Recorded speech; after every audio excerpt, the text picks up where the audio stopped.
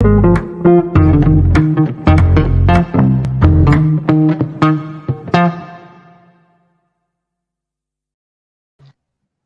good evening. This is not Q&A. I'm Dave Pellowe, and we are broadcast on the Good Source platform.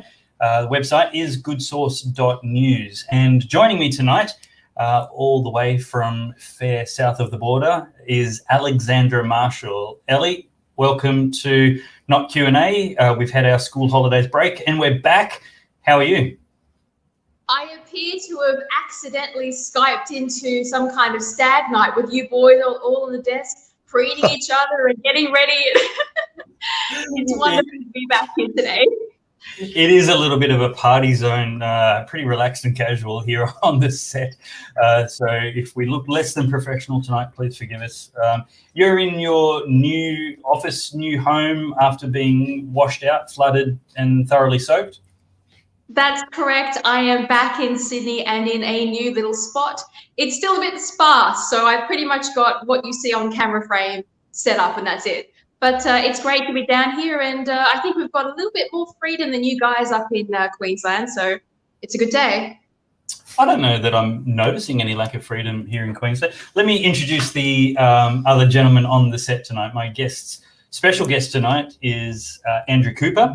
Andrew, thank you very much for coming in. Thanks, David.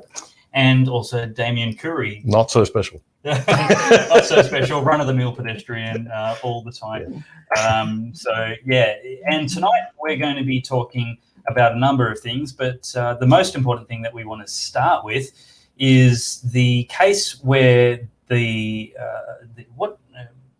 High Court case that you're dealing with Andrew, and essentially after the first CPAC or before the first CPAC, you were sent letters basically asking to show all of the private correspondence that you'd had as the organizer of this conservative political action conference.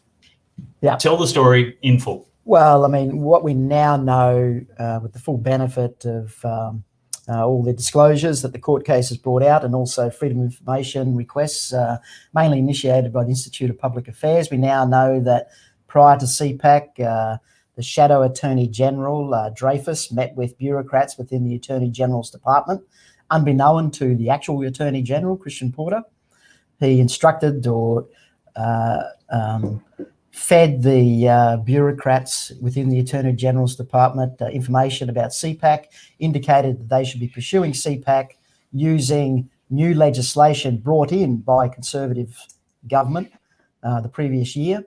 And they used that Foreign Influence Transparency Scheme Act to demand all communications, emails, conversations, meetings, with every attendee at the conference, with every speaker at the conference, and also with the American Conservative Union, which we invited over to co-host the event in Australia. Wow. It's pretty embarrassing. What did you do initially when you saw that, and how did you respond? Well, I received it at the same time as Tony Abbott received his. Right. And Tony was a speaker at the conference, and I did what Tony did. I just ignored it. I just thought it was. In fact, I thought it was spam the first time I saw it. I was in the middle of organising a conference, but about a few weeks after the conference, they sent me a follow-up email that said that I have 14 days to provide this material. And it's an enormous, I worked out it was thousands and thousands of pages of material. They gave me 14 days, or I'll be referred, if I fail to provide it, I'll be referred to the federal police, subject to arrest and 6 months jail. Right. Okay. Well, that's respectful of free speech. Yeah. So, so as you may imagine, I was a little concerned by that. So Yeah. I elected to get some legal advice, and we could have challenged it to get myself off. But the more I looked at this piece of legislation, the more I realised that this can be weaponised by bureaucrats to shut down any conference that had a foreign speaker at it. Technically, this legislation could be used to shut it down. Now, the thing is that the legislation was brought in to combat what was perceived to be foreign influence by bad Chinese actors in the Australian political system. The legislation had been live for a year. I was the first person to receive this notice, right? So never used for the intent for which it was originally introduced. I was the first recipient of this draconian piece. So others had registered on it, but I was the first one to be threatened with jail. And so anyway, we ended up taking that to the High Court, and that was well over a 12-month process, expensive process, and we got some funding from some generous backers. So just to be clear, mate, you were taking it to the High Court in order to take the issue further, right? You at your own expense, not just to defend yourself. Yeah. So it wasn't, in the end, it wasn't about me, because, you know, at the end of the day, this is very fundamentally a free speech issue. Yeah. If the Shadow Attorney General can go in and background some bureaucrats and basically sick them onto people that they don't like, if this legislation can be used like that, then we've got a fundamental problem here in Australia. So we've gone to the High Court to try and invalidate at least aspects of that legislation that allowed them to chase conference holders. So that court case was held 6 weeks ago, and it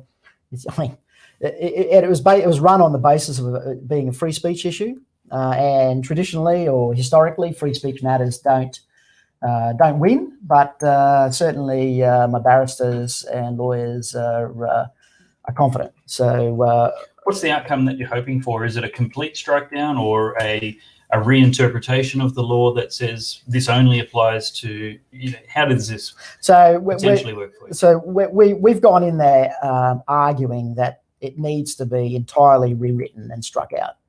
What is possible, though, is that the 7 High Court judges may determine that there are aspects of the legislation that need rewriting, or that, in fact, whole sections can be removed.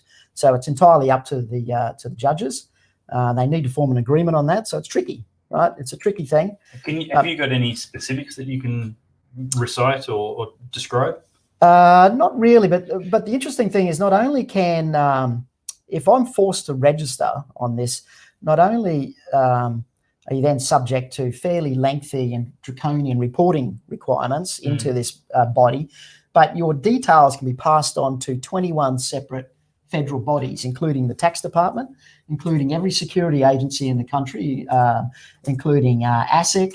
They basically, any material, any information they find within this material that you hand over, they can then forward that to any security agency. Technically, I can then be put on, I can be surveilled by security agencies without, It's incredible. And all because you're conservative and organised a conservative I organised a conference, right, with some Americans. Invited some Americans. Exactly. Because America is the great threat to Australia's democracy. Well, I was in this crazy situation, David, where I was asked. So one of our guests was Mark Meadows, Nigel Farage, who was the leader of the Brexit Party, fighting the Brexit issue at the time, and Mark Meadows, who was the Republican congressman and leader of the Freedom Caucus in America. I was asked to hand over to our bureaucrats confidential information and confidential emails I've had with them. It's just absurd. Like, you know, they are our greatest security allies, and they're asking me to hand over private conversation, which is probably breaking some of their laws. Right. So well, that's the other thing when you get into these international things, right? You find yourself in a double bind where you're caught between the jurisdictions of, you know, the requirements of one bunch of crazy bureaucrats and then the requirements of another bunch of crazy bureaucrats. In the end, I wrote back to them and said I will not and cannot comply with your instructions. And I had, Tony Abbott was a speaker. There's lots of people who are speakers. As soon as I make the decision to hand over that information, what speaker would ever come to one of my conferences again? Right. And this is the chilling impact of this legislation on free speech. I actually love what Tony Abbott said in his reply. I remember that being published, and I only remember the one word out of the whole reply, but he basically told them that they were impertinent. Like, how dare you talk to a former Prime Minister as if he's a threat to the security of the nation? Like, grow up. Well, that's how it should be dealt with. Sorry, I missed the very start of the explanation, but who were the bureaucrats that drove this? There are bureaucrats, so it's a division within the Attorney General's Department, called the Foreign Influence Transparency Scheme. So they're charged with implementing that legislation. Yeah, so they've sat on that for a year. Right, and they haven't done anything in relation to China. No. I was Right, and you were the first. yeah. So we're getting value for our money you're from the looking tax at money, the aren't we? kingpin of Yeah, foreign there you go. influence in Australia. Oh, yes. Got to get that CPAC But conference. Tony Abbott signed off on this legislation. Well, yeah. Nothing wrong with the legislation. It's Well, the not the bureaucrats, intent right? anyway. Yeah. Obviously. Well, I there is think, something wrong with yeah, it. I It's used think this way. my view is if the legislation can be misused beyond the intent of the legislation, then there's a fundamental flaw within the legislation, and it needs to be. Yes, they need to yeah. scrap it and start again. Hence the High Court case. So it probably needs to say something like, allied nations excluded, or, it has to be That's a up to threat lawyers above my nation pay or grade. something like that. Yeah. I'm not sure they can Not sure be they can do specific. that. No. But certainly they can water it down. And my barristers are given indications of what sections are most problematic. Right. Yeah. Okay. Mm. And you said that Christian Porter, the Attorney General, didn't know anything about it. So he didn't know anything about the meeting that Dreyfus had.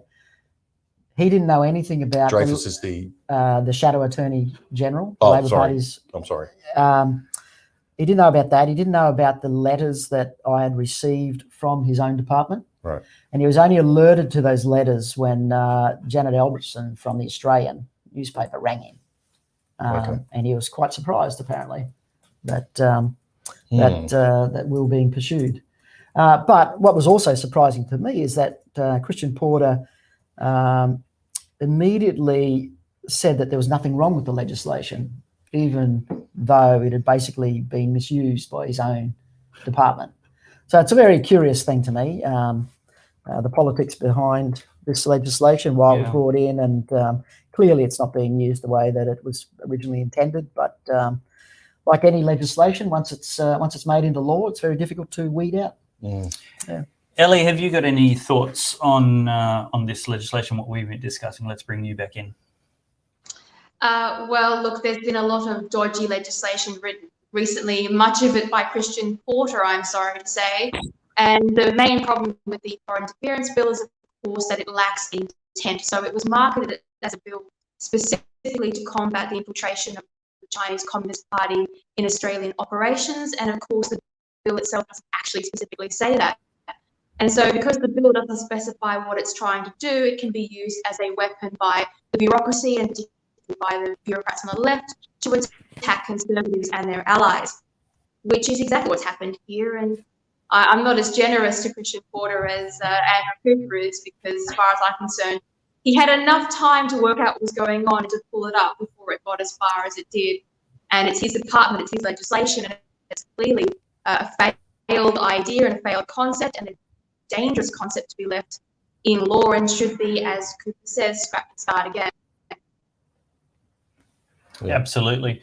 Now, Andrew, you are not only the founder of CPAC in Australia, but for a lot longer than that, you've been the founder and director of Liberty Works. And it's essentially Liberty Works that is driving this battle, isn't it? Yeah, so Liberty Works was the host of that particular conference. And so Liberty Works was the complainant that took the Commonwealth to the High Court. Brilliant. Yep. And how can people get on board with that case right now? Is there petitions they can sign? I mean, I guess it's with the High Court, but yep. So the case was we've had our day in court. That was 6 weeks ago, and we're now waiting for the judges to deliberate and bring down their judgment. That can take many months. In some cases, the High Court has deliberated for 18 months. So there's not much you can do at this point to... and what's the worst case outcome for you if they don't rule in your favour and they say... first of all, we'll get a cost order against us, which will be difficult to contemplate, really. But then also I'll be required to register as potentially a foreign actor in Australian politics. And any email or communications that I have in relation to these events will have to be potentially packaged up and sent to the Attorney Generals. And you know, what I will do is I'll just CC every piece of communication I have with anyone off to the Attorney General's department, because what can I do? And it just seems just very draconian. I know what they're trying to do with this legislation. I sympathise. I mean, I am no friend of China. I've been to Hong Kong and stood in front of tear gas canister armed, China-backed police in the rain with student protesters. I am no fan of them, but this is the wrong way to do it. Yeah. Well, exactly, Andrew. And what they should have said is this legislation is meant to combat specifically China's influence, and yet it doesn't say China because they don't want to upset Xi Jinping. And all it's done is not solve the problem that they were trying to face and embroil you in something you shouldn't even be embroiled in.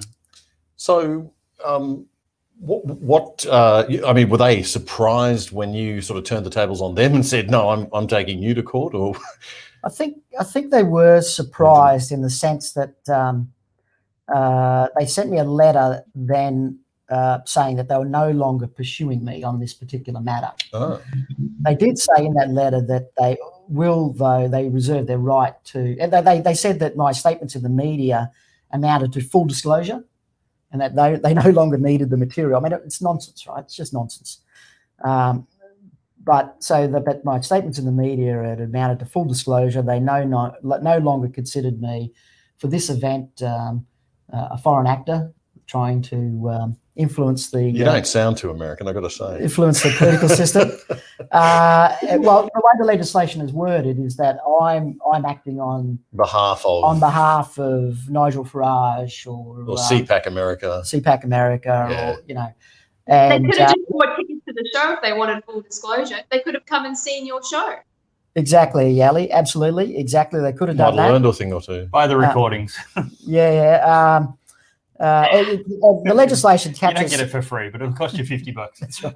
But the legislation's so wide, it just catches everyone. Yeah. McDonald's better be careful then. Well, as American burgers could be sent to. And from my point of view, we're not doing this to stop it from this legislation attacking conservative speakers. I mean, as far as I'm concerned, if the Greens Party or the Climate Change Coalition or whatever want to bring out speakers to they should be free to do that as well. That's what we need to protect free speech in this country. Open discourse was something that we took for granted, but death by 1,000 cuts is gradually being whittled away. Now, I've personally suffered the consequences of some of this legislation, but there's just more and more of it out there, and there's more and more of it being proposed, and we've just got to be very careful what we're doing. And surely a conference isn't the kind of activity that this legislation should be targeting, even if we say it's okay for China to spruik their ideas here so that we can engage and combat them front on publicly. A conference is exactly the format we want them to present it in. It's the subterfuge, the secret stuff. It's the $100,000 in a brown paper bag. Exactly. That's what we're trying to stop. Exactly. Yeah, not a bunch of people getting up on a stage and speaking openly and freely to the community about their ideas. Yeah. Very, very. Well, let's not forget, Dave, that the legislation actually specifically protects the type of foreign actors who are most likely to engage in the problem. So it protects members of the China. Yeah, it protects members of the Chinese Communist Party and people who are acting as official items of the foreign state. So it doesn't even work as a concept. That's what I found most interesting about the legislation when you go in and read detail. Okay, great. It sounds like you're more familiar with it than I am. What have you got any suggestions on how you, if you were on the High Court, would amend it? Well, I just throw it out the start because obviously a failed piece of legislation that shouldn't exist, I just throw it back to government saying this is crap, try again. Okay. But if the government are worried about foreign actors, why don't they investigate them properly instead of trying to put through these half-assed legislation when what they really want to do is actually investigate with ASIO the problem of foreign interference. But they don't want to do that because that will upset China specifically. Yep. Yeah, definitely fair enough. Now, this isn't the only legal battle you're tackling at the moment with Liberty Works. Yeah. You're also in the federal court trying to obtain for Australians permission, as in the existing freedom denied by government, to leave the country whenever we want. Talk about the injustice that you've seen and what steps you're taking to remedy that through legal action. Yeah, David. Yeah, so it seems like that we're just a constant thorn in the side of the Conservative government, but we have taken the government to the federal court to protect or to re-establish the right of Australians to leave the country. And we've done that because there are literally tens of thousands, if not hundreds of thousands of Australians that would like to go and visit loved ones in other countries. Some have important business to attend to. But mainly the thing that motivated us was that there's literally, as I said, tens, perhaps hundreds of thousands of people that want to leave the country. And the restriction, some Australians don't even realise that you're not allowed to leave the country. But it's just an absurd thing. The restriction has been brought in under the Emergency Health Act, but there's nothing. You know what? You're right. If I thought I wanted to travel to America, my initial thought would be America wouldn't let me enter. It wouldn't be the thought that even if America let me enter, Australia wouldn't let me go. That seems ridiculous. You can't go. They've brought it in. They've cited the Emergency Health Act as the mechanism by which they brought in this crazy law. But there's no logic behind someone leaving the country, somehow leaving, and then that action making Australia less safe. They don't want to have to worry about you when you come back. That's the problem. Well, I think that's just. I mean, this is one where I draw the line on an ethical basis, and it's not appropriate for any government to prohibit the free movement of its citizens out or in their own country. I mean, that is a principle of totalitarian, authoritarian government. It's not okay for that to be happening in any way, shape, or form in Australia. Now, you can require people with reason to seek or quarantine. You can require them to do tests when they come back. You can, I don't think it's correct, but you could ask people to, as we are doing, to pay for it themselves. But I think it's an absolute abomination to our fundamental freedoms. And when you tell people from other free Western developed countries this, they're just aghast. Mm-hmm. And then they can't believe it, especially when you tell them how little COVID we've got going on. And even if you say, well, the reason we've got very little COVID is because of our isolation, they still say, but you could isolate people coming back. I mean, it's just as a fundamental matter of principle and freedom, and it really disturbs me, and it speaks to where I think Australia's gone in the time that I've been away. I've just come back after 20 years abroad as an expat. The way this country's gone in the last 20 years, there's this creeping, boiling frog effect, right? And I guess returning expats can sort of see it because we've been away for a while. And I can see the change, but the fact that I'm dumbfounded by the fact that everyone's comfortable to just accept this. It fascinates me. Incredible. It's like people just going, oh yeah, that's all right. Yeah, we don't want any of that nonsense going on. People traveling overseas, got relatives overseas I need to see. And the problem, I think, we rely on the Liberal Party, the Conservatives, to protect individual freedoms. And we know that their intent, again, it's good intentions. Right, their intent is to try and keep Australians safe. God help us from government's good intentions. Good intentions. Yes. But in this instance and many other instances, they've really just sacrificed people that are suffering. And we're not talking about dozens. We're talking about tens of thousands. Like there's Facebook groups where there's 100,000 people on there, all talking about how they can get overseas. Their stories are, and there's 100,000 more Australians trying to come home. And one of the things living abroad, I used to always say, the day that living in Hong Kong, the day that I feel like I can't just get on a plane and go and get home to Australia, is the day that I'm out of here, right? And having that passport, that Australian passport, and being able to think, okay, I can always get back to a free nation and have free movement, is a very, very powerful and important thing. We've effectively turned Australians abroad into kind of stateless refugees. I mean, they can't get home. Wow. We should be careful there. There's two levels. The state governments put caps on, so they're the ones that are stopping people coming in. But there is a constitutional mechanism for anyone is allowed to return home to Australia. The state governments have these caps, right? So there's this tug of war going on between the federal government. Our action is just purely in relation to leaving the country, right? Which in no way hurts anyone. If you leave the country again, it doesn't impact anyone. But again, Andrew, practically it's impossible to get home. I mean, in practical terms, you've got to pay an airfare, you've got to pay business class. So we will say, and part of our submission to the federal court is that these people who want to leave, they leave fully understanding that they may not be able to get back. Yes. Okay, but that's on them. That's their choice. And I'll tell you, there are hundreds of thousands of Australians that will still want to do it. Some have got fiancés in other countries. Some have got loved ones. They've got funerals to attend to. They've got parents that are dying. They've got, it's heartbreaking when you get into some of these stories. And we need to change this. Someone once said to me, it's just Cuba, North Korea, and Australia. I'm not sure if that's true, but they're the 3 countries on earth now that you can't leave without government permission. Facebook will fact check that. Facebook, please fact check that. Yeah, no, there's no other Western country that prevents its own citizens from leaving the country. Well, that's what's the progress on that? Have you just launched the action? Is it being heard? So we're in the federal court on the 6th of May. Okay. We requested a full bench of the federal court because it was just before one judge. The government could appeal if we win. If we get the full bench, we'd expect an adjudication within a couple of weeks.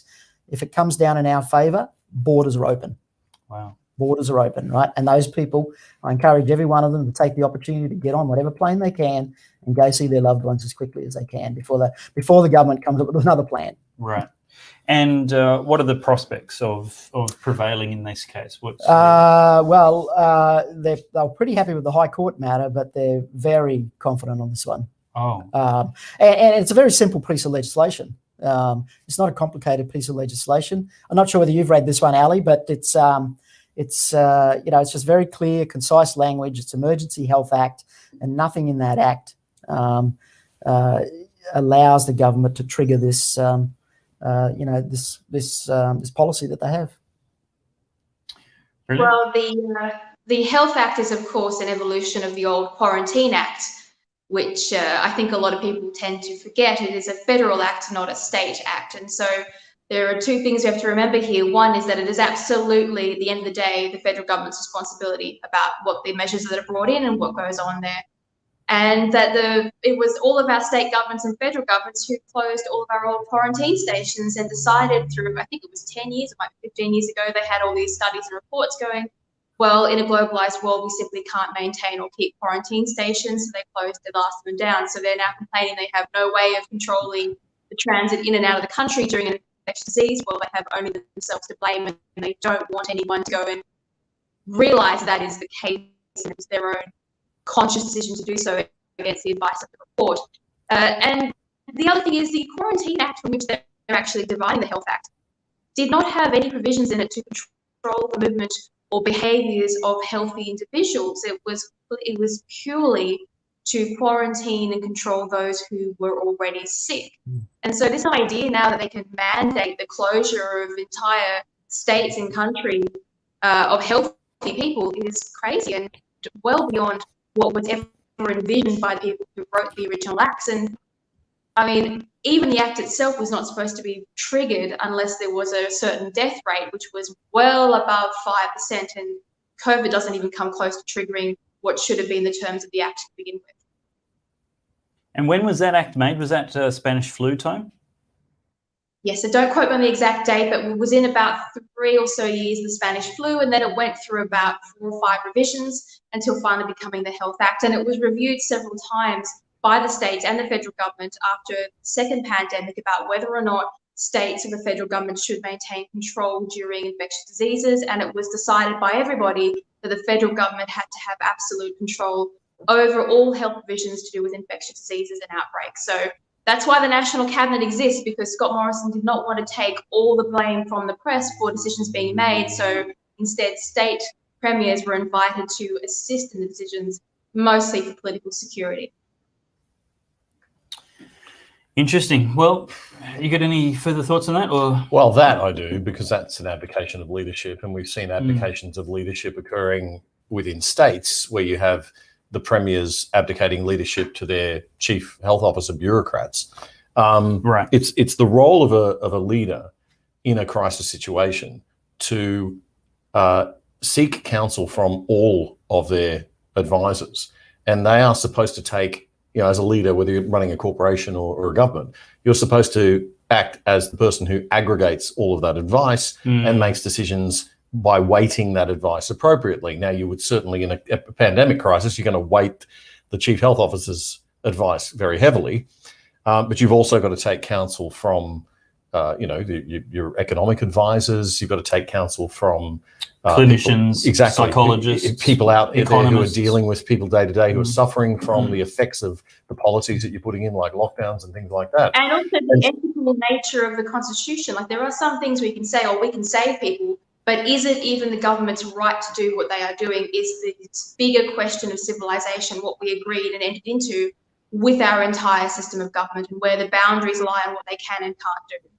Yeah. And so if you just say, I'm going to follow the chief health officer or the chief medical officer and do whatever she tells me to do or he tells me to do, you are effectively being an appalling leader. Yeah. And you're handing over the running of a crisis to an unelected bureaucrat, which I personally have an enormous problem with. And you're also, not fulfilling your role to balance multiple pieces of advice. Isn't this exactly what our state leader, we're all in Queensland, Deb Frecklington, should have said? Anastasia Palaszczuk, you mean? No, I mean Deb Frecklington, the state leader of the opposition. Oh, I'm sorry. Before the election, instead of just going, I'll do whatever Anna said, and that is whatever the CMO said, she should have said, well, look, there are other experts. Let's balance it all. Let's not abdicate leadership to somebody else, a mid-level bureaucrat, but let's take the advice from the competent experts, weighing it appropriately, and then making the leadership decisions in consideration of the full balance of policy necessities as elected to do. You should be writing the messaging for the Liberal National Party in Queensland, David, with that approach. Yes, that's what you should do. I agree. If you would like to win the next LNP Queensland state election, just contact the Good Source. We will write your messaging for you. This is a wider symptom of conservative politics, I'm afraid, and our entire Western civilization. We were warned by the people, the intellectuals writing in Europe last century, that when bureaucracy outgrows politics, you end up with states run by effectively collectivist systems, and the bureaucracy is what kills liberty and freedom. And we are seeing it front and center with the health crisis, where we've allowed the bureaucracy to stampede over politics and basically the will of the people itself. And there's no better example than Queensland, where you guys live, where you've got basically no opposition at all. I know WA is looking pretty good on the no opposition score at the moment, I got to say. We've at least got warm chairs. In WA, their chairs are cold. We've got seat warmers here, lots of them.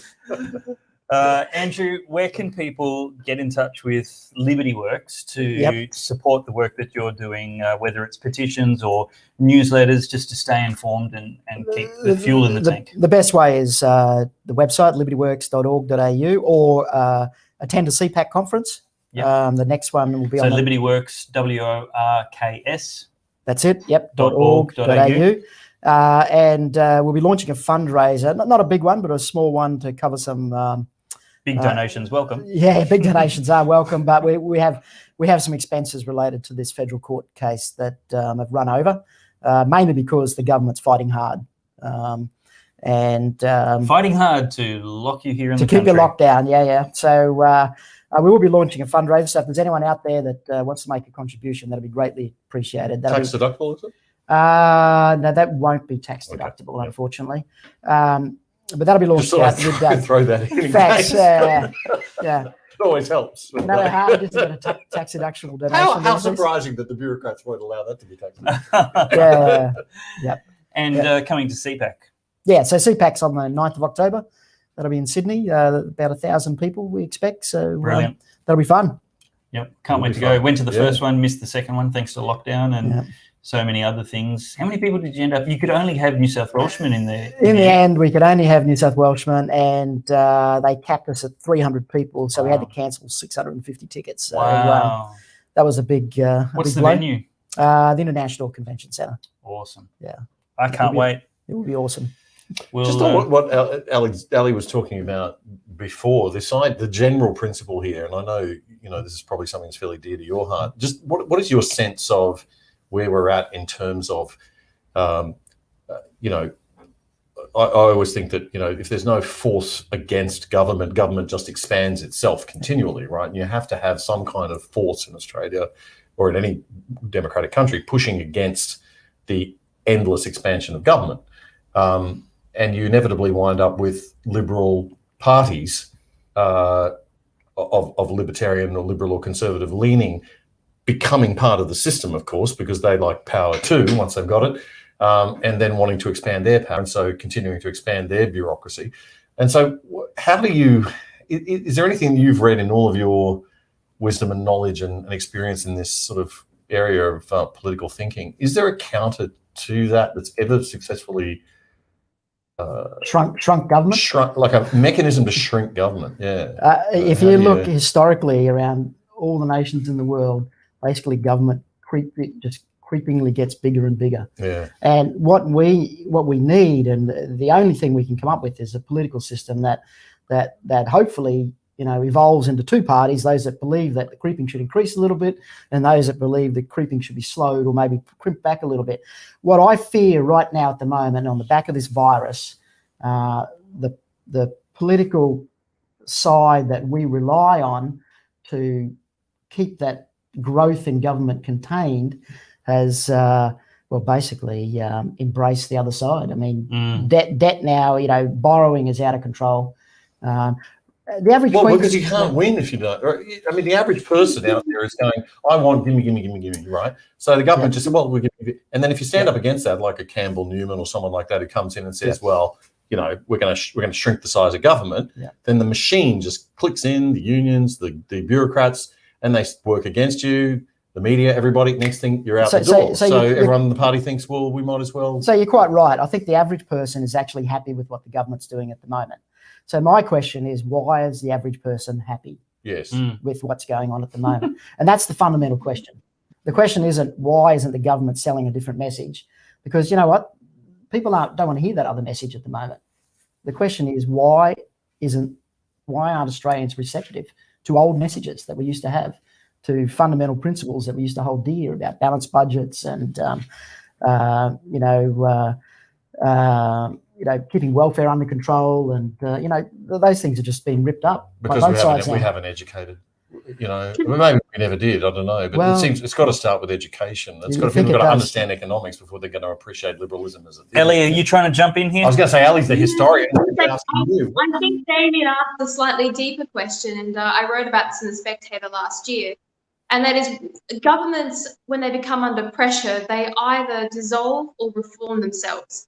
And our Westminster system is particularly clever in that it's designed to mimic the evolutionary environment. That's what the whole purpose of minor parties are, in which minor parties will gain more and more control if the two major parties start to go off kilter. That's the whole point of their existence. And so our system is clever in that even if our ideology goes off track for a while, we do have the mechanism to return the status quo and liberties depending on which parties pop up and go down.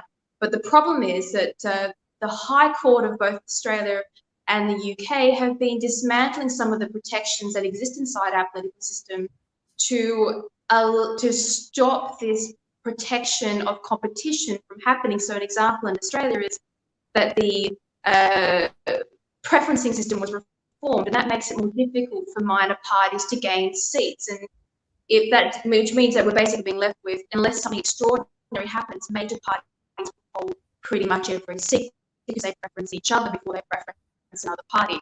Now, that's what we have to watch out for. If we want to maintain our liberties in our system instead of mutating into a bureaucratic collectivist system, we have to ensure that the protections of the system itself are returned and put pressure on politicians to do so, because they pass this stuff without asking anybody. So just further to that, so you asked what can you do, or what? So Liberty Works started out as a think tank, kind of focused on education, kind of classical liberal, kind of libertarian philosophy. You know what? I just don't feel that talking about things does much anymore. So we're taking legal action, right? Changing the law is what we're going to try and do. And that's going to be our business from now on. Because, it's the law that imposes force and forces people to do things against their will. And if we want to protect our liberties and our rights to, lead our lives the way we want to, or the way we think's best. It's the law that needs to change. You're living up to your name. Liberty works. Well, time will Is it tell. possible to do, would there be a legal case against what Ali's talking about? Like, is there some way you could challenge the preferential voting? Because it's compulsory preferential voting versus optional preferential voting. I noticed. No, I think what Evan was talking about was the federal Senate ballot reform, whereby where you couldn't delegate your preference flows to the party to direct for you. So it's greatly reformed now. And Peter Madden and Bob Day, Tasmanian and Southwegian, they both challenged the legislation in the High Court and lost. And the other problem is first past the post was always meant to be the intention of the voting system, which allows the true winner of an area to win. And we lost that a while ago, and that was a pretty big loss for the proper maintenance of political parties in Australia. The argument was, though, that preferential voting originally was that preferential voting would assist minor parties. Yes, so but it doesn't. So in all practices, it does not do that, and they knew that when they brought it in. Right. Sneaky. I don't know. I love if only it was voluntary, entirely voluntary preferential voting and voluntary turning up. I think preferential voting is the best system by far. Let me counter on that one, Dave. So what really happens is if you've got two big parties, it doesn't matter if the majority of people voted for the independent candidate, so say they were the best actual person for the job, but the two big parties who were against him, they all preferenced each other, and so therefore the majority of votes in the second or third preferences went to one of the major parties. And so what happens is that almost never does an independent or someone who's unaffiliated with the two major parties who might be preferencing each other actually get to win. And so it really outweighs the will of the people in the seat where they get trapped into this problem. You have to get a massive majority in order to win. Well, your hypothetical assumes that everybody does what the parties tell them to do, and that's probably not entirely hypothetical, but the reality is that's not a legal power they have, that's a cultural power that they have, and there's nothing compelling voters to follow the parties how to vote cards. Well, most voting is hard. Most people don't pay much attention. They don't understand. That's why it should be voluntary, and that's why a key part of my recommendation is that lazy, uninformed, can't be bothered people shouldn't be forced to go along and turn up. No, I will fight you on that every day of the week, because it's the lazy majority that stop the political fringe from taking power. You want the average Joe because they're less likely to be persuaded by the radical left. Everyone who's gone for voluntary voting has gone further and further left. It's a dangerous trap to fall into. Okay. Yep. That's interesting. Just a reminder to everyone who's watching, thank you for tuning in. Thank you for joining us with comments. We are broadcasting on 5 channels across Facebook and YouTube tonight. And we definitely need your help to reach as many people as possible. So thank you for the comments, and don't forget to share it.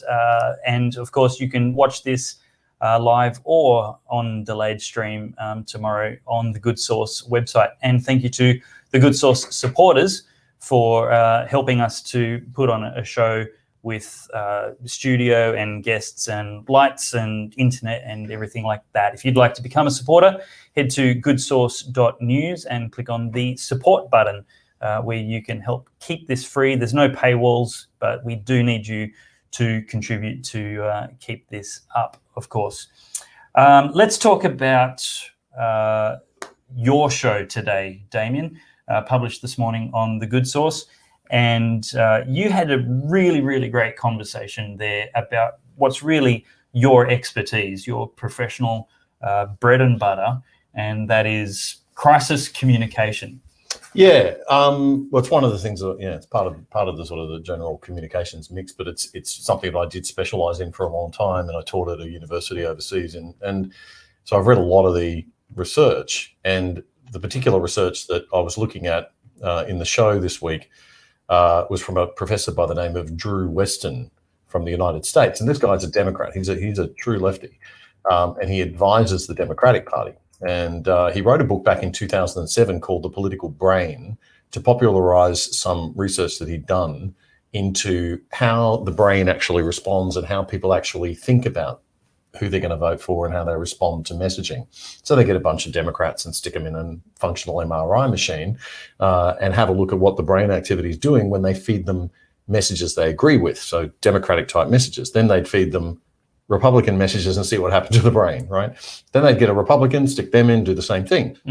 And what they found was that the part of the brain that lights up when people are making decisions or having their values challenged is not the thinking circuits of the brain. It's not the cerebral cortex, the outer layers of the brain. It's the more fundamental, deeper, what we would probably think of in business as emotional intelligence or social intelligence. So it's the parts of the brain that are responsible for that. I'm not a neurosurgeon, so I don't know specifically what the parts are, but that's the kind of finding. So basically, we're making an intuitive gut feeling sort of response when we vote. We're not necessarily focused on issues quite as much as the political wants. Which is heartbreaking for you and I. We want to appeal to people's intellect. Well, I actually want to appeal to people's values. And I think that's what this is saying, that we should be going in and talking more at a values level about what really matters to people at their core. Now, you could look at that and say, oh, gee, the thinking circuits of the brain aren't lighting up when people are voting. That's a pretty sad story. Depressing. But in reality, there are many types of thinking, and we can't, the unconscious biases that we have in thought process that are so frowned on by modern woke HR people are actually quite important. That is your past experience, your knowledge base, and these ideas are formed based on all of your lived experience. And so when you get that gut feeling, that emotional intelligence and that social intelligence, that's coming from somewhere, right? It's a history of lived experience. So I know how to respond when I get a certain visual stimuli, right? So if I see somebody who looks aggressive coming towards me, I react immediately. I don't have to think, gee, I wonder, excuse me, could you answer this 20-question survey about your intentions? This guy looks like he might punch me. I need to get the heck out of here. Now, of course, that has implications for, if you've read Malcolm Gladwell's Blink, books about this stuff, emotional intelligence stuff, very interesting. The research done at Harvard's interesting. But so how does this apply? What lessons can the West Australian Liberal government, the Queensland LNP government, and the federal Liberal government? It's nice of you to use the word government there. That's very generous of you. Oh, sorry. I don't think we can even say opposition in Western Australia anymore. Wishful thinking, I'm sorry. Yeah, well, that's a kind of different thing. I mean, that's really... How did they take this knowledge and apply it to a campaign? Well, they didn't, so that's why they're in the position that they're in. You've got to stand for something. Okay, there's a fundamental principle in Professor Weston's research that basically says people will accept ideas that they don't believe in from a leader who looks as though they are trustworthy and they can take their. I mean, in a democracy, we should never get all our wishes, all our dreams come true, really, right?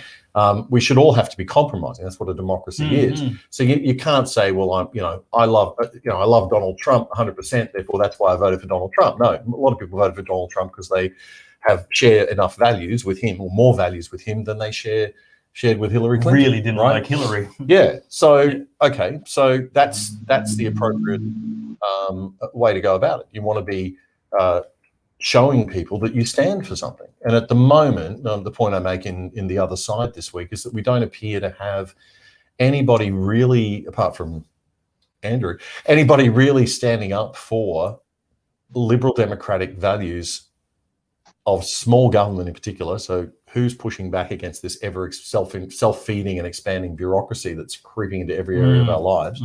Who's standing up for liberty and speaking out for liberty when state premiers are handing over the power to medical bureaucrats? It doesn't seem to be the opposition leaders.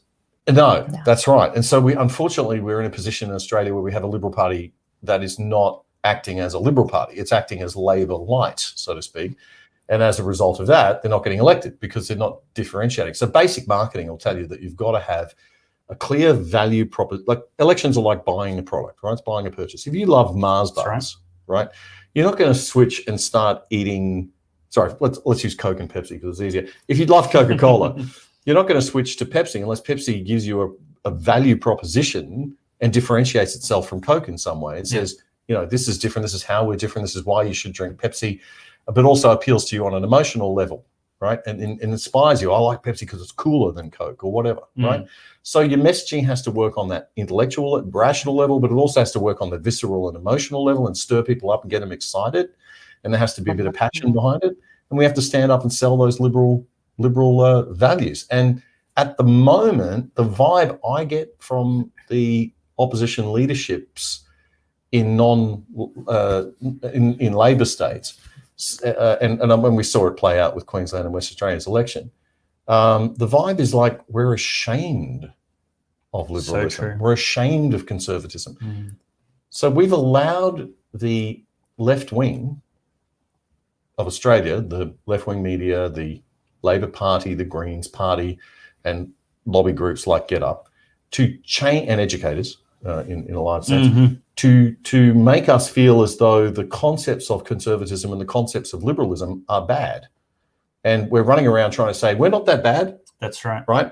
So we shouldn't be playing on the bad playing field. We should say we should be over here on the good playing field. You play for we're not that good, and we'll play for we're really good. The attitude Stand up for yourself. I've advocated, if they were asking me for the messaging advice, the word I've used was unapologetic.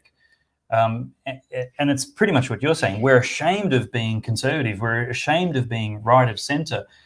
And when I say we, I mean the party leadership and speechwriters. I was like, no, guys, we need to be unapologetic about this. We don't think it's right to follow slavishly the advice of a single mid-level bureaucrat. We think that a liberal kind of culture would say, let's consult broadly, wait appropriately, and make a decision soberly instead of being emotional and hyperventilating about and creating fear. What we're going to say is we're going to trust people with the science instead of just saying trust the science. We're actually going to show them our workings, and we're going to be different.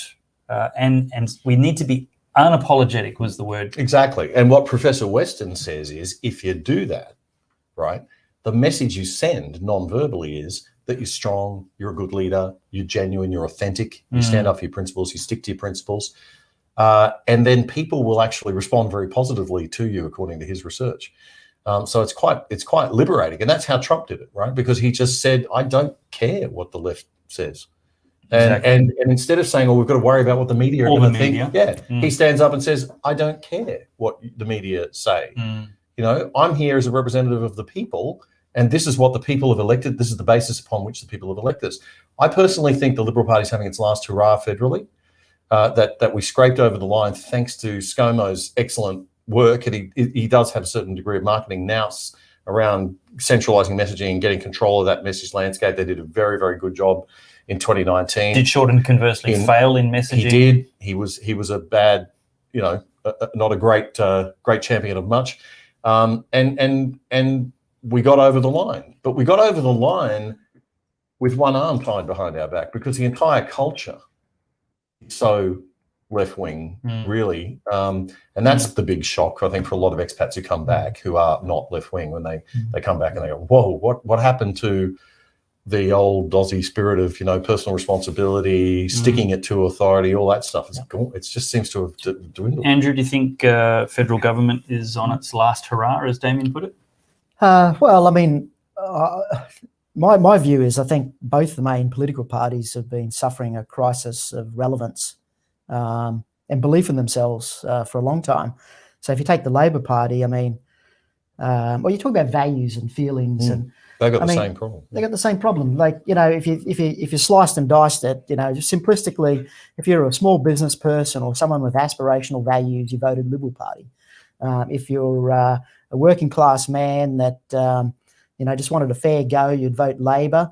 And then the Greens come along, you know, and the Greens have got to me, the best value-based proposition out of all the parties. In that, if you want to save the world, I just drop my little vote in the ballot box, and I walk away with an elevated sense of self-righteousness because I've moral superiority because you know I've supported saving the world, right? So you know, and I think Labor Party have lost their base, and I think the Liberal Party, I mean, Howard Howard recognised that the Labor Party were losing their base and brought in that Howard battlers, the tradies and that traditionally used to vote Labor. He brought them along.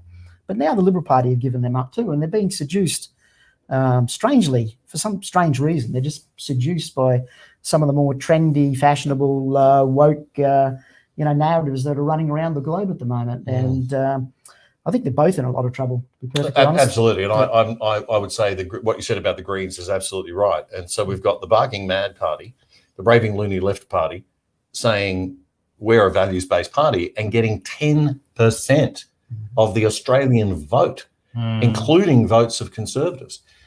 Anybody who's up against a Green at the moment will tell you that there's a phenomenon of, and it is, I'm afraid to say, Ellie, typically a female phenomenon, but women over 40 years of age who are quite wealthy and have made their wealth on the back of liberal free market values and the capitalism of our system, and the opportunities that gives them, rocking up in their SUVs at polling booths and then popping over to the Green candidate, getting the how to vote card, going in and ticking Green number one.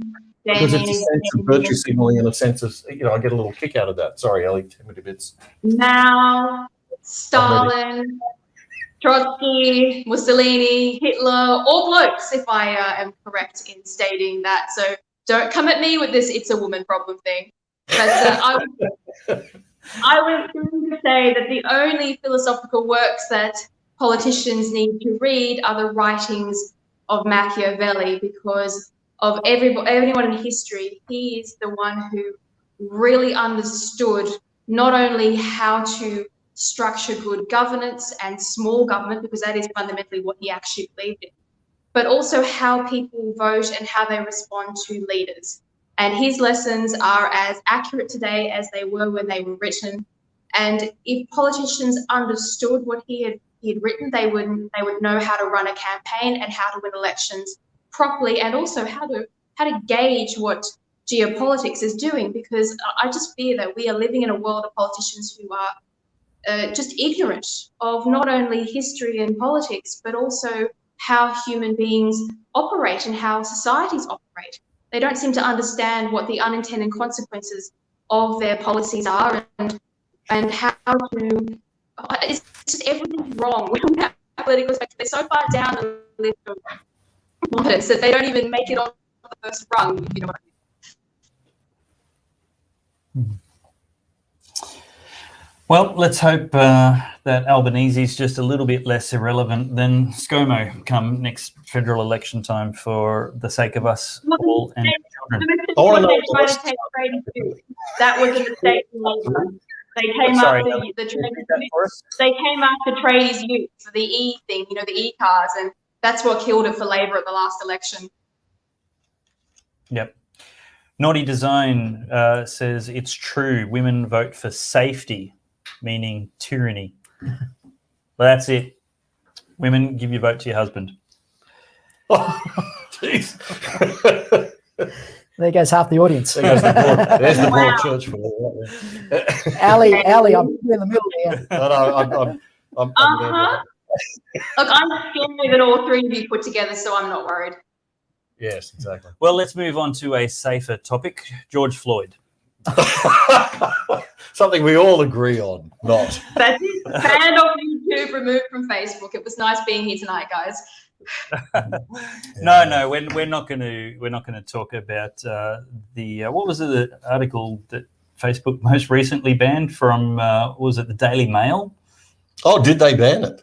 With the video, the Daily Mail had the video. I'm sorry, the actual video. I've got a mental blank. It was the body cam video on the Daily Mail. No, totally different topic. It was one story that was. Oh, I can't remember. Anyway, George Floyd. Damian, your thoughts? The verdict. Look, it's a sad and tragic situation.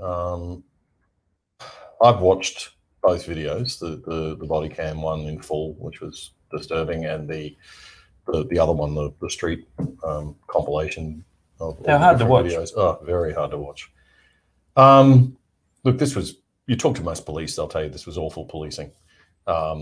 and there are systems and processes for dealing with arrests in this sort of environment. You don't put your knee on somebody's neck, and you certainly don't leave it there for 9 minutes when you've got people screaming at you to take it off, and the person saying, "I can't breathe," and unresponsive for the last few minutes.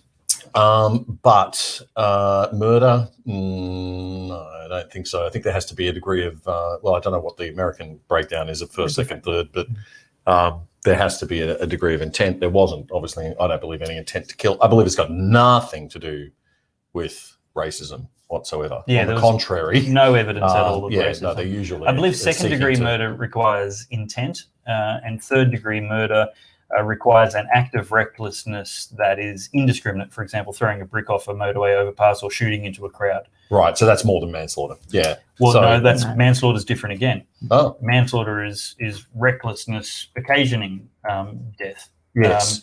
I think what the third-degree murder is called is the test of a depraved heart.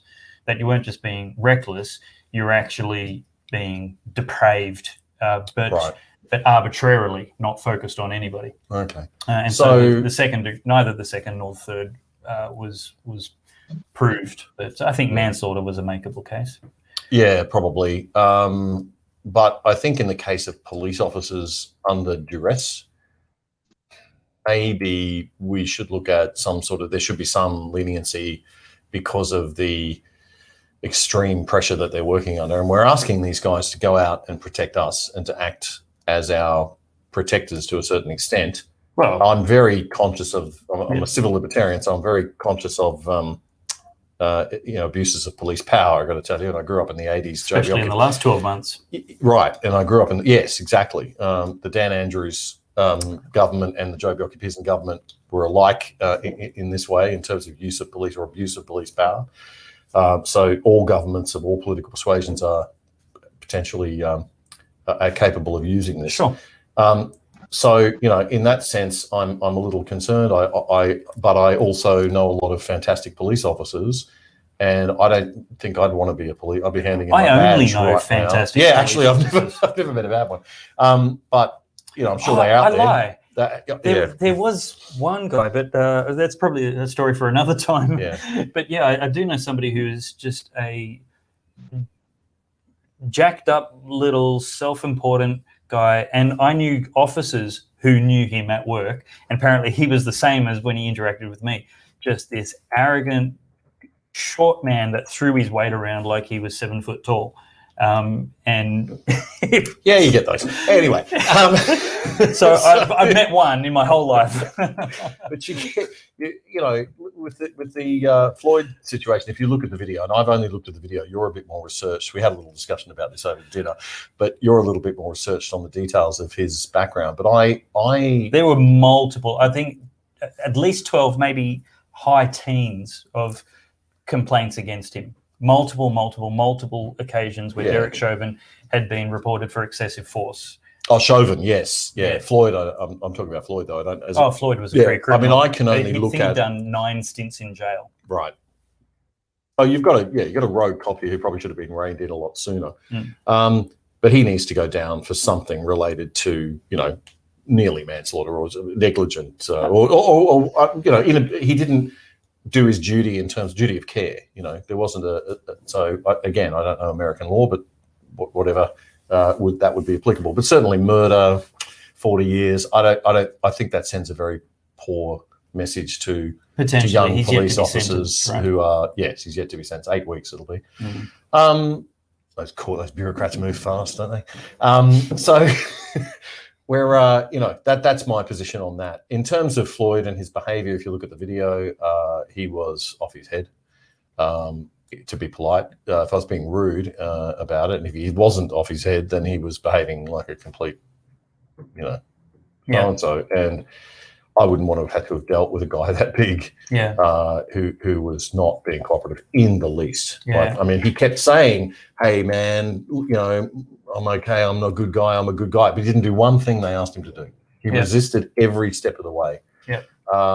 He had enough fentanyl in his system to kill a horse. There was another drug there as well. He was arrested. The police turned up when he was in the car with his drug dealer. God. And I haven't heard this recently, but I heard back at the time that he also had COVID in the results. So thought I heard him saying, "I've got COVID, man. I've got COVID." Came out in one of the body cam tapes. Yeah, there's something to that effect. But yeah. Anyway, Ellie Melly, let's bring you in. Did Joe Biden and Maxine Waters, I think was her name, representative, Congresswoman, give the Chauvin defense team grounds for an appeal?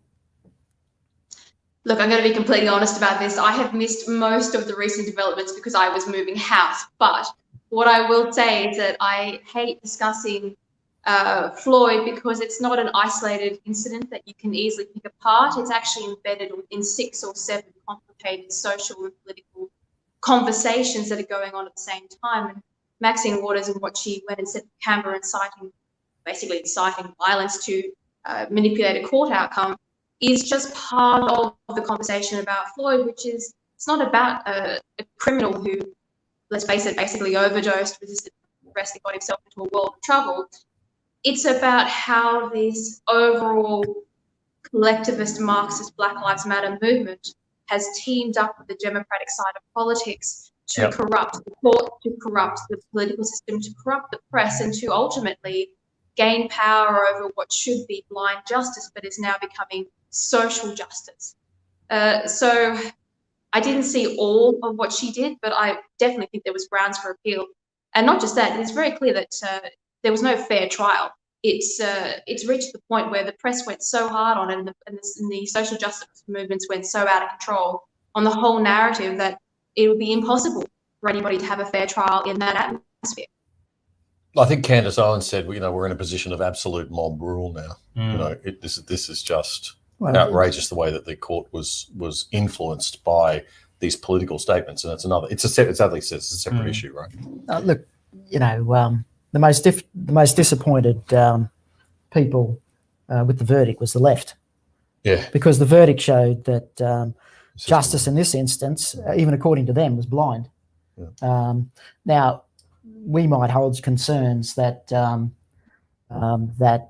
maybe that mob rule influenced the court. For me personally, I don't understand the American differentiation between, murder and murder 2, murder 3 and whatnot. But certainly in an Australian sense, that would be at least a manslaughter charge. I've got no problem with that. And agreed.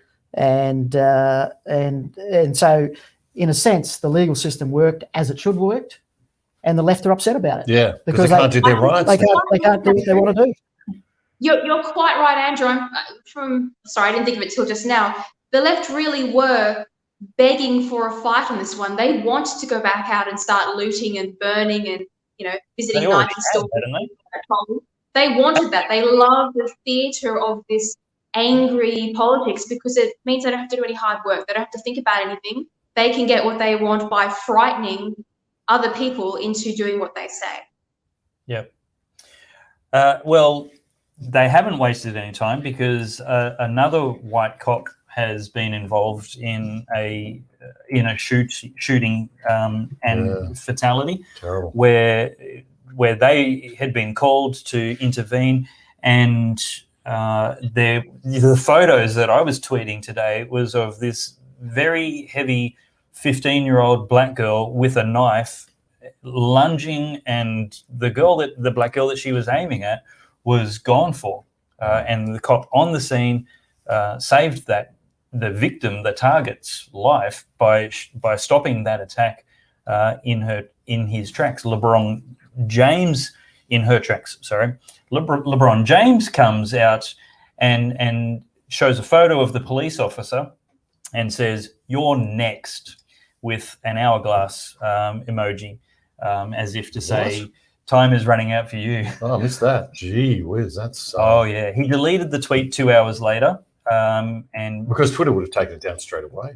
I'm sure. I know I reported it, and maybe a million other people. But he retweeted something else later. Well, not retweeted, but tweeted something else again later, not apologising, and basically saying, I'm upset and everybody should be upset.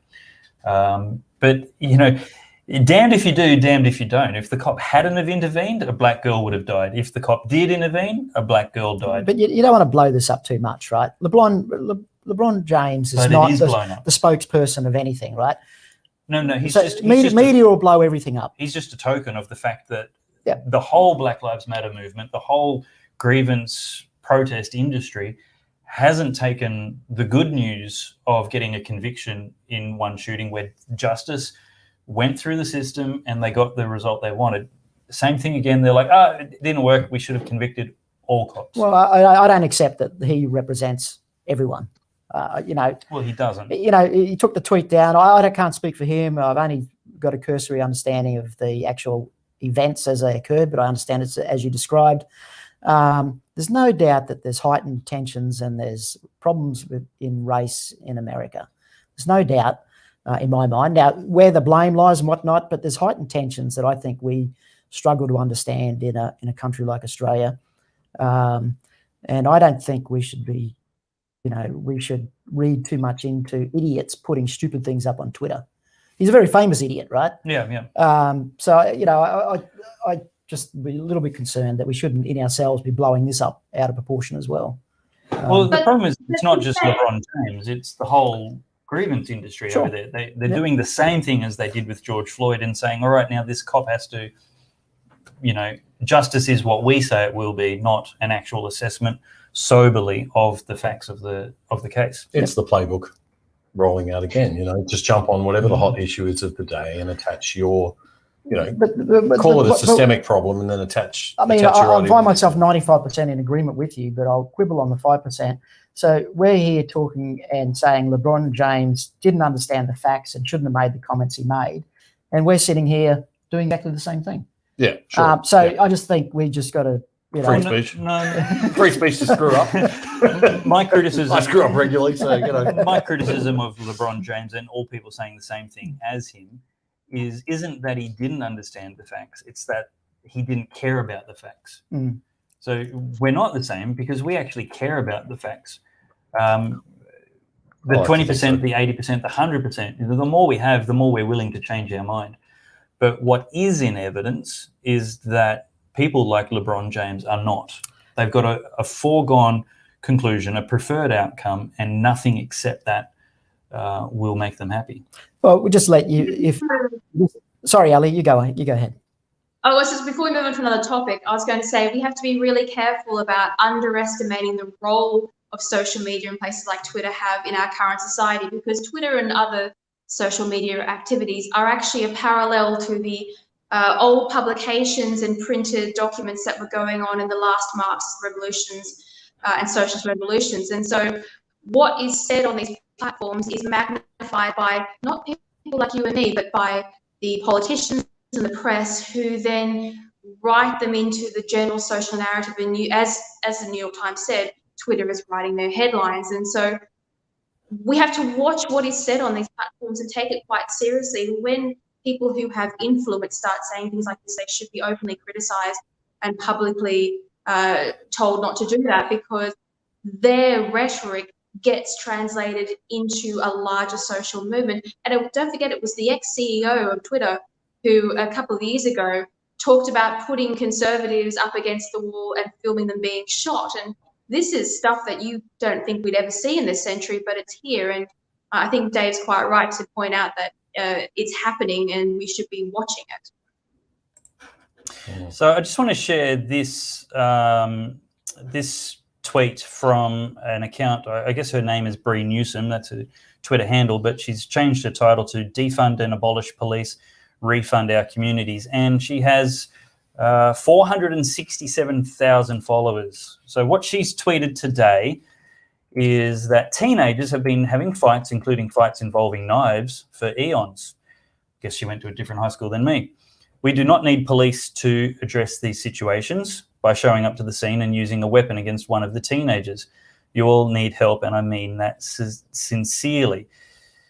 Well, I went to an all-girls school, unlike you boys, and I can assure you that we were not knifing each other in lunch break. It was not a thing. I think the worst thing that happened to me was a lockador on my face, which got immediately returned. So it's not a normal behaviour, and if it's a normal behaviour in that school, then that society needs to have a much closer look at the way it's behaving. 473,000, did you say? Followers? Oh, No, the that's her followers. That was Okay. her followers. Right, Yeah. well, that's disturbing enough, isn't it? Yeah. I mean, it does worry me. Look, and this is the problem, right? Because here we are, as Andrew says, here we are saying they ought to not say that on Twitter because that's going to influence, you know, and that's exactly what we would say when they say that about us.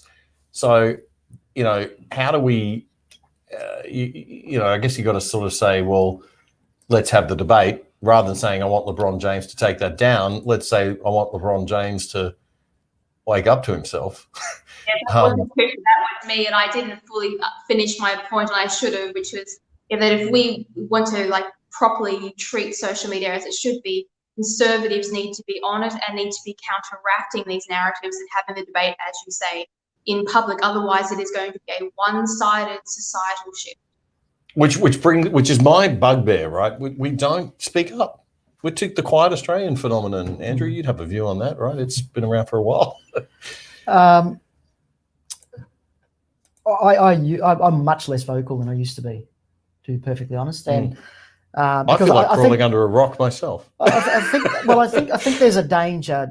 Like Ali's got a view on this. I'm probably not quite as excited by all this because I think when people are yelling too much, it just becomes background noise. And so I think over the journey, this will gradually, you know, society will come to grips with all this social media stuff. Things will settle down, and new equilibriums will be found. This is all being rushed at societies around the world. And I guess we're all coming to terms with what's it. Like I just know myself, you know, I used to be on Twitter. I'm not on Twitter anymore because it just drives me insane. And maybe I should be. Maybe I should be fighting the good fight. And I think you're doing well enough where you are. And baiting. But you know, I look at these things like these court cases. I just think let the law run its course. There's no point in us even talking about it. Really, it's not. We could talk about LeBron maybe or whatever. Well, but, I mean, LeBron's just a symptom. He's not a problem. Like you basically said, he's irrelevant to everybody who's thinking, and he's a lionized hero to everybody who is saying what they think. The problem where you can't just let these court cases run themselves is where what we saw in the Derek Chauvin trial was that you had people like Maxine Waters, representative congresswoman, out there on the streets inciting violence, inciting insurrection, telling people to go out and protest and stay on the streets and riot and do all the things that Black Lives Matter Corporation does and did all of last year if they don't get the verdict they want. The jury was watching that. The jury was accessible to all of the media. You have the president of the nation putting his thumb on the scales of justice, telling people that we're praying for the right outcome. He did that after the jury was sequestered, though. They weren't sequestered ever. After they recessed, Sorry, maybe, yeah, but they weren't sequestered. They were watching that. They had access to the media at the whole time, and this is maybe not in the jury room. I'm not saying they saw that particularly. I don't know, but and this is the problem: is that we can't abdicate these battlegrounds because they're important, and the justice system doesn't deliver justice often enough. It's fair and it's right to be concerned about those outcomes. But what do you want? What do you want to do? Well, maintain the pressure. At least leave exactly the same pressure that we have. I mean, well, for example, we're doing what I want to do. Yep. Let's beat them on the ground they're at. Let's bring attention to, for example, the legal battles that you're bringing. It's not good enough to leave you in the courtroom by yourself. We need to get popular sentiment behind you, political sentiment. Like if you're that's exactly what BLM is saying. Well, we're certainly not bringing down any streets, burning down any streets. But if the federal court challenge fails, right, then we need the sentiment to pressure the politicians to say create better laws. Maybe they should have been struck down, but if they're not, well, we want you to make better laws the old-fashioned way. Yeah, right. So we're not rioting in the streets and burning things not down. rioting We're in the putting the streets. pressure in the appropriate not way rioting in the streets through the political system, which should be the ultimate. And it's Exactly. extremely inappropriate for politicians to be commenting on those sort of current court matters. And I doubt whether you would see that so much in Australia. I know the Pellowe series of cases were, politically charged as much as you would ever see. It's pretty common. Trial by media is pretty common. I mean, it's been happening since Lindy Chamberlain. Well, Victoria is a special state, right? There's just something there's something rotten in Victoria, and I think the zealousness of which they approached the lockdown by the police shows that there's a slightly different culture in the police force as there is down there is in other states. I don't think you would see that. Certainly, the judiciary have a very very left-wing bent down there, and it makes sense because the judiciary being appointed there one after the other over a 20-25 year period by pretty hard left administrations. So I think as a conservative, you don't want to end up in court in Victoria. That's for sure. You need to. And when I told Dan Andrews and Lisa Neville, police minister, to come and get me, I expected it to go badly in Victoria and have to go much higher eventually, because that is inevitable. That you don't want to be in trouble there if you're a conservative. No way. Ellie, were you trying to jump in with something then? Yeah, it's a little bit behind now, but I was going to say, let's not forget that social media is not a new phenomenon. It's actually an expression of typical human behavior in which we discuss and become politically agitated by whatever mechanism we have at our hands. So in the past, it might have been flyers or discussions or rallies or talks. Social media is merely the new form of our ability to discuss things openly in a public forum. And we are social creatures. So the only way to close a Pandora's box on social media would be to go down a China path, which we start banning and heavily censoring our social media, which I don't think is a great approach to take. It's better that we let humans get used to global conversation. And of course, it's going to be a bit of a rough trap because human beings and cultures don't have shared values. And so we are going to have a bit of a global fight about what we think is right and wrong. And the beauty of social media is that is where we are seeing the biggest questions and discussions on human social evolution in history. And it's so easy to write it off as something superficial when really the biggest political decisions of our entire history as a species are going to happen via social media. And it's not a bad thing if it's if it's liberal and it's let to run its course and be free. Then the algorithms should, well, if there are less algorithms it would naturally.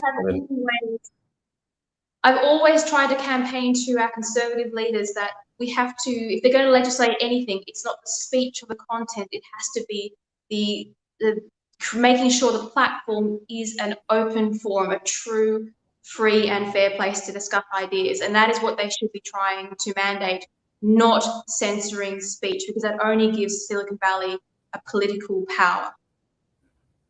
Yeah.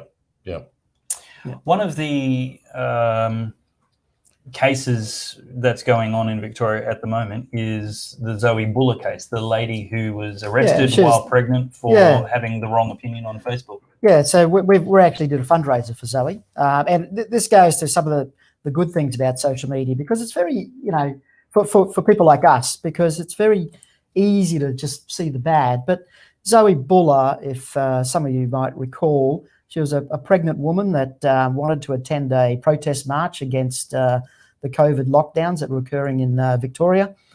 She did some Facebook posts. Next thing you know, the police knock on her door without warrant, enter, arrest her, handcuff her. Luckily, her partner had the good sense to do a Facebook Live, not record it, but do a Facebook Live, and went live to Facebook with what was going on, and this generated an enormous amount of support, and just showed just how sort of power crazy the police are down there, and the legal system are down there. And so on the back of that we found it quite easy to raise funds for her to fight her legal battle. Now she's facing a criminal charge of incitement. I can't believe that they haven't just gone, no, she's facing it, criminal charge. So it's ongoing. It looks like it's going to be, they're delaying it until November by the look of it. Just spoke to the lawyers today. It's an awful burden for a young woman to have over her head. She's just had her baby. She just had a baby. Congratulations, Zoe. Yeah, and so congratulations, Zoe, and congratulations to all the bureaucrats in Victoria for your fine social justice work there. Sincere first time, sarcastic second. Yes, that's great.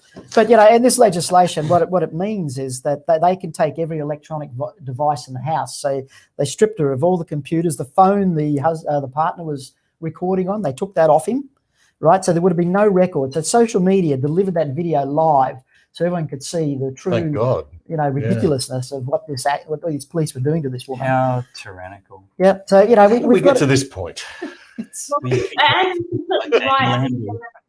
The reason that politicians are so desperate to control social media with policies because it is the most powerful tool that citizens have to ensure that they maintain their freedoms. Because, as Andrew has said, it is only by publicising what's happening to individuals that people are able to maintain some kind of control over their governments. Yeah. Answer your question, how did we get to this? Great word Dr. John Humphreys shared with me. Safetyism. It's this love of safety, even at the cost of liberty. Yeah. Safetyism. It's the highest good in some voters' minds, which is such a deceit. It's such a lie. China does it Safety too. is not the highest good. They're constantly on about maintaining respectable order, and it's very deep into Chinese culture. And so the way they deal with any political opposition is they say, look at the rabble, look at how disordered they are. We need to bring back calm and order. And they'll say to the West, you have no right to interfere in our domestic activities and policies and concerns in the most ridiculous circumstances when people are just simply criticising China's compliance on trade or anything, never mind the domestic human rights abuses. So it's that constant. Let's just all be nice and keep the peace and not rock the boat and be polite. And you were out of line for losing your temper then, or you shouldn't have done this or that. Or, nor do you. That's very paternalistic, maternalistic kind of totalitarian, authoritarian government speak. So I'm not saying we should be throwing, food at each other all the time when we're having political debates. There needs to be a degree of respectability, but we also have to accept and give voice and airtime to contradictory opinions. And I can't believe that in Australia in 2021 we're seeing a young woman being charged with a crime that is nothing but a thought crime. There's nothing tangible to this crime. Well, she's she's too powerless. She's not Donald Trump, and even Donald Trump wasn't inciting. But anyway, that's another story. Ali, sorry, that's true. A continuous level of a small amount of chaos actually prevents larger harm, and whereas totalitarian governments disguise great harm with a semblance of peace, and that always holds true in every civilization and every political structure.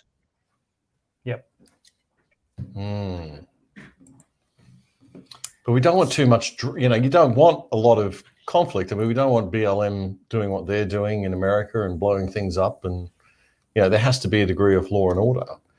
I said getting that balance. I said small, not localized terrorism. Slightly different. Yes, correct. Okay, we're clear on that. That's good. Yeah. There's a limit to my libertarianism. Well, I reckon we should wrap it up. Which camera? This one. Ellie, forgot your name for a second. I was going to call you Zoe. I've got two, so I may confuse all of you boys tonight. I get variations on the theme. It's great. Ellie, final thoughts for the evening. Oh, just that it's really scary what we're watching, particularly in American politics, play out, and I just hope that it isn't imported into Australia. Good luck with that. I think we're... Yeah, I mean, I don't have much hope because the only thing that might save us is that our politicians aren't capable of copy and pasting. That's about the only thing that I have faith in. It didn't take us long to import Black Lives Matter. That was, very, very quick. I think we used to be 20 years behind America, and now I think it's 20 hours, care of social media, globalization. And that's probably only because we're actually a few hours ahead of them. But your final we're first in the time zone. We should be setting the pace for the rest of the world. We got we totally should ripped be. off. Yeah, we should be. No burning, no looting, but a lot more talking is my final thought. We need to get out there as liberals, libertarians and conservatives and push, make our voices heard and counter the very obvious playbook of the left that they use on every single thing. Who even knows somebody who behaves like that? I don't, but... I do. All of my friends. That's horrific. Well, ask them, please stop the rioting, burning and looting. I'm from that generation, and they all grew up as, liberals on the North Shore, and they've all gone full BLM, Antifa style. It's terrible. Wow. Andrew, your final thoughts for the night. Thank you very much for coming. And website for Liberty Works is on the screen right now. Make sure you get along there, get on their mailing list and donate to the worthy fights that they're fighting on our behalf there, and tell all your friends. Thanks, Dave. Final thoughts. Every time you regulate, you take away somebody's freedom. So every time a new piece of regulation is proposed by, governments or we got to think very carefully about whose freedoms we're actually taking away. And you can bet your bottom dollar there'll be unintended consequences, and there'll be freedom snatched from people that don't deserve them, have not taken away from them. Yeah. And that actually is the biggest social change I think I've seen coming back to Australia, is that it's like, please fix everything for me, government. Right. Whereas once upon a time we were much more independent. Now we want the government to fix it. So keep an eye out when you're reading the news and having a think about things. Should the government do something about this? Maybe the government should do nothing about this. Maybe there's nothing the government can do about this. Right. We've gone from helicopter parents to a helicopter stage. Yeah, that's right. That's what it is. Yeah, totally. Interesting comment there. I'll just wrap up by saying, let's not rely on government to provide safety for us, because every time we increase, in fact, what you both said together, an increase of safety, increase of regulation, increase of public health directives is an ever-reducing attack, ever-increasing attack on liberty, ever-reducing our liberty. And liberty is far more important than safety. But that's it from not Q&A tonight, where we are the alternative to every other mainstream media voice that you're going to hear. I think I just gave ourselves a promotion to mainstream media. Right. Not there, but anyway. Thank you everyone for watching, tuning in, sharing, subscribing and supporting. And we will see you next week, 7:30 Australian Eastern Standard Time, Thursday night. Good night. Good night.